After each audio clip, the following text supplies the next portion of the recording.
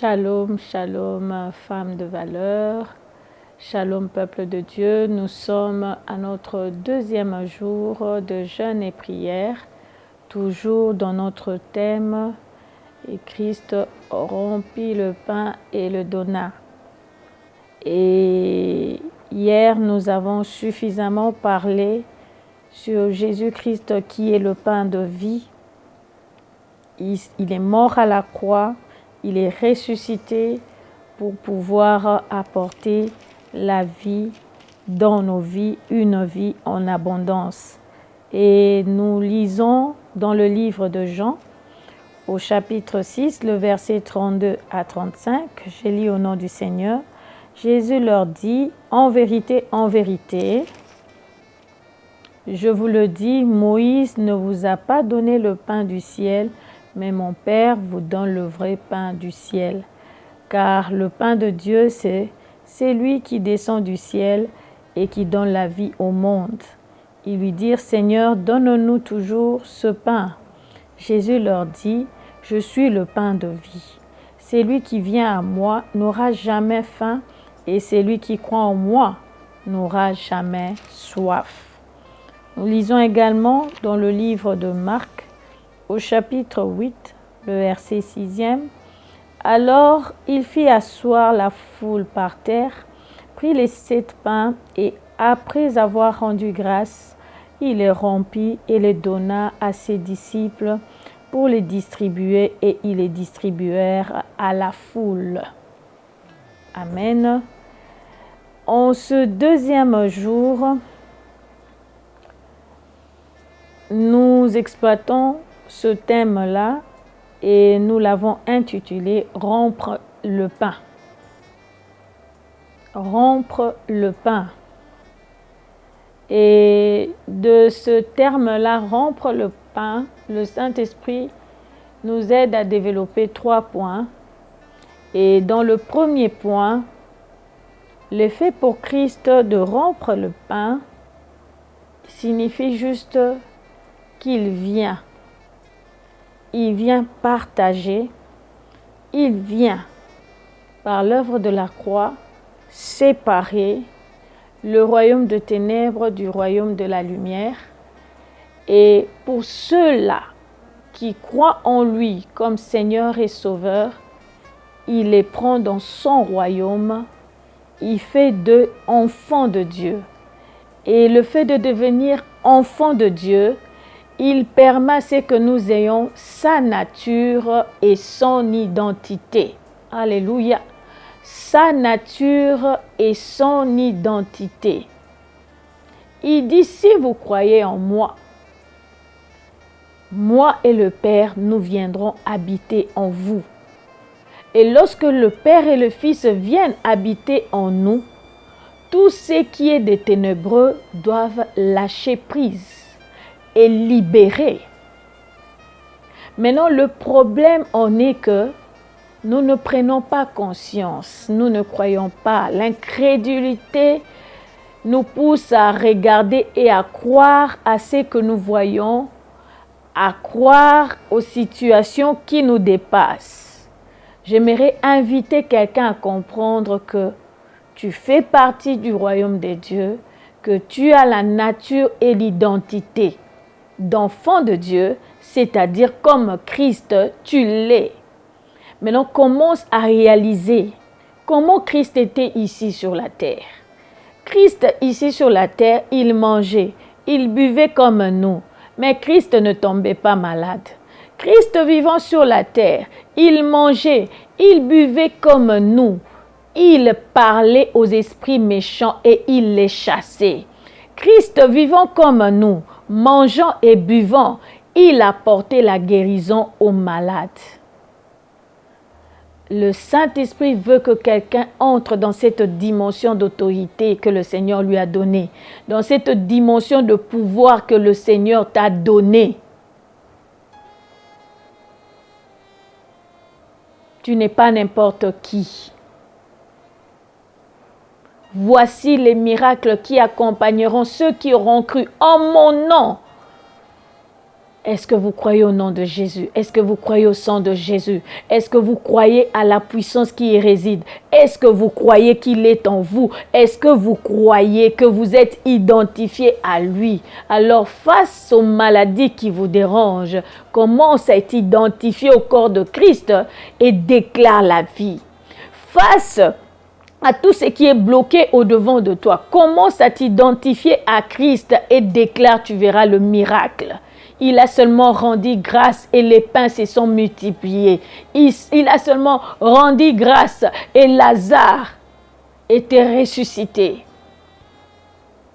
Crois, fais des prières, des déclarations, des actions de grâce où tu crois en ce que tu dis et tu verras et tu vivras le miracle. C'est ça le pain de vie. C'est ça le pain qui est venu du ciel pour toi ce matin.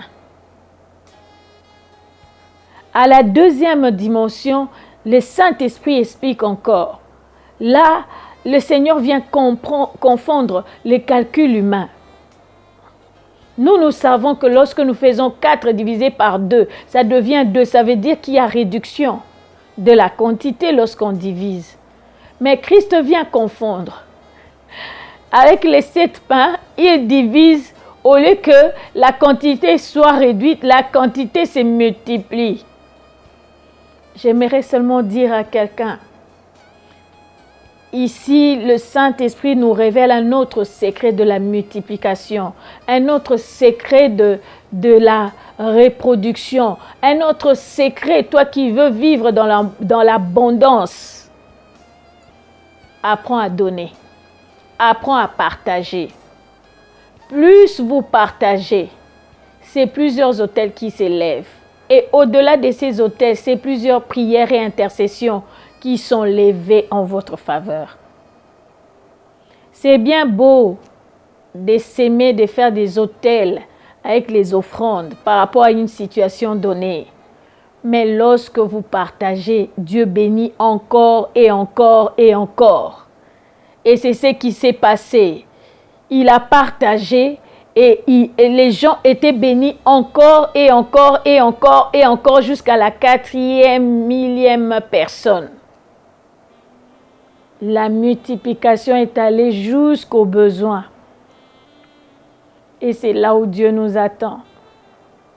Ne tombons pas dans l'égoïsme.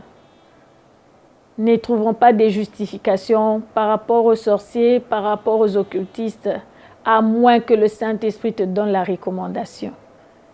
Mais si le Saint-Esprit ne te donne pas la recommandation de ne pas donner, prie.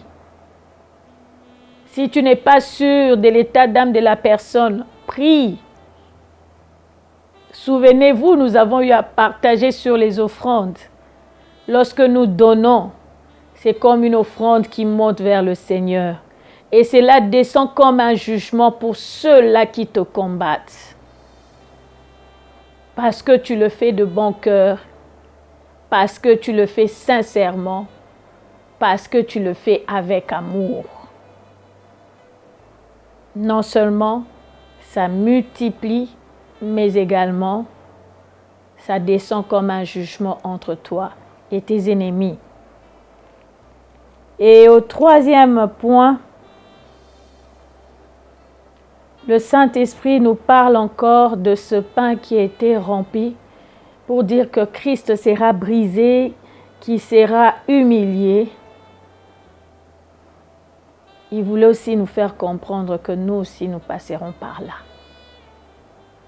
Bien-aimés, les épreuves par lesquelles nous sommes en train de passer, certaines situations par lesquelles le Seigneur nous fait passer ne sont pas nécessairement le fruit du diable, ne sont pas nécessairement les attaques de l'ennemi. Il y a des attaques de l'ennemi. Il y a des pièges de l'ennemi. Mais il y a aussi les brisements de Dieu, où Dieu te fait passer par là parce que juste il veut te former. Parce que juste il veut te donner la forme qu'il veut. Nous sommes comme des vases entre ses mains. Il peut briser pour rétailler, pour donner la forme que lui il veut. Parce que la forme que le Seigneur nous donne ne dépend pas de nous. La forme qu'il nous donne dépend de lui pour l'utilité dans la communauté. Il sait que tel vase d'argile doit être déposé à X endroit. Il sait que tel vase en or doit être déposé à tel endroit. Il sait que tel vase d'argent doit être déposé à tel endroit. C'est lui le potier, c'est lui le divin potier qui prend en charge ta vie. Il ne le prend pas en partie, il le prend en 3D, il le prend physiquement, il le prend matériellement, il le prend spirituellement et il sait donner la forme. Vous passerez par le feu, mais vous ne mourrez pas. Vous passerez par le feu parce que le fer doit être aiguisé, parce que le fer doit être taillé. Vous passerez par le feu parce que le vase doit être brûlé pour devenir dur, pour devenir résistant. Vous êtes des vases entre les mains du Seigneur. Il brise, il retaille, il réforme, il fait passer par le feu pour que vous deveniez dur. Parce que vous faites partie de son armée. Lorsque nous disons nous faisons partie de son armée, c'est que nous sommes des vaillants guerriers.